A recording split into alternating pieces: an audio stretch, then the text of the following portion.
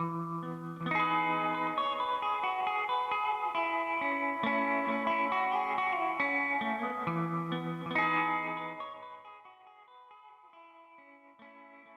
original idea was to tell an anecdotal history of the restaurant industry. I've worked in restaurants for almost a decade now, and I wanted to take this opportunity to give a voice to one of the most talented chefs I know. Like me, Lee came from a culinary family. And unlike me, he has spent an entire career of multiple decades filling almost every position in a working kitchen.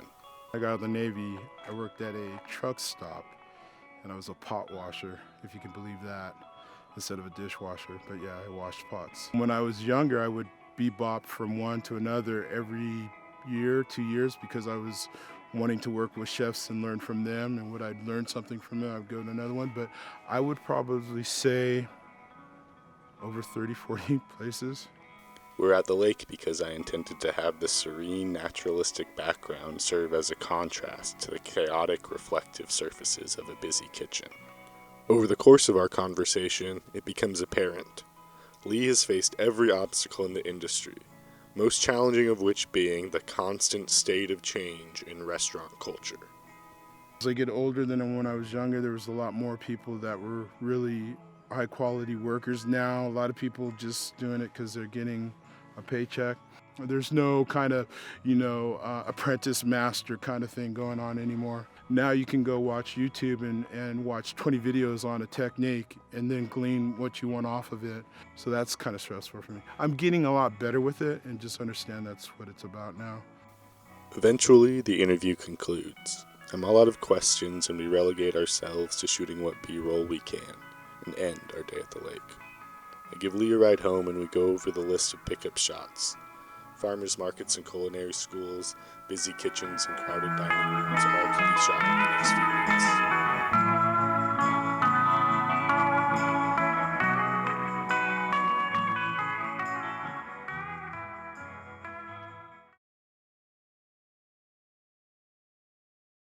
Joe Biden sweeps Tuesday's 3 Democratic presidential primaries that were marred by chaos and fears over the spread of coronavirus at polling places as many Americans stayed home.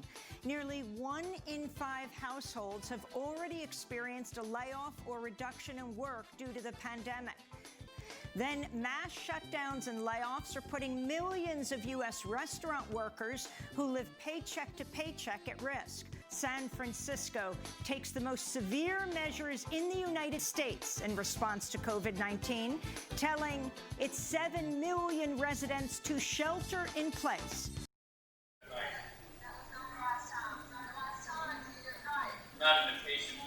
Yeah, it takes a minute to warm up. Side projects and commitments have piled up and my food piece is impossible to complete.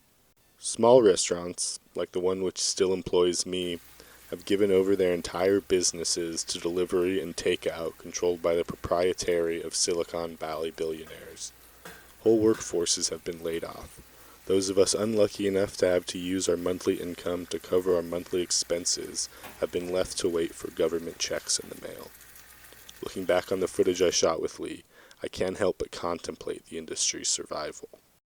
Now, I think it's more stressful for owners to make a profit, and I think healthcare, workers' wages, all these things are really crunching on people who lease buildings to do a restaurant. Profits for restaurateurs are getting so squished down that it's hard to make a living, and I think we're seeing that happen where a lot of closures of a lot of well-known restaurants, and I think you have to adapt. I think you're going to have to adapt to what's coming down the pike.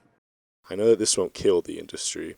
People always need food, and restaurant owners will always need people like Lee to prepare that food, regardless of how challenging the economic conditions are.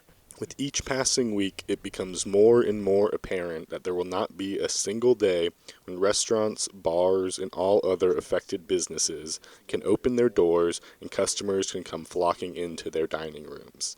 And the fact of the matter is, until that happens, there is no incentive for owners to have a robust service staff, creating the potential that some members of the industry could be shut out of their economic niche entirely. Looking back on my conversation with Lee, I can't help but wonder how the events of the last few weeks will further change the culture of the industry. Will there be a time limit for dine-in customers? Will servers have to carry thermometers along with wine keys? Will the legal occupancy limits be drastically reduced? Only time will provide answers, but patience has never been the strength of the industry.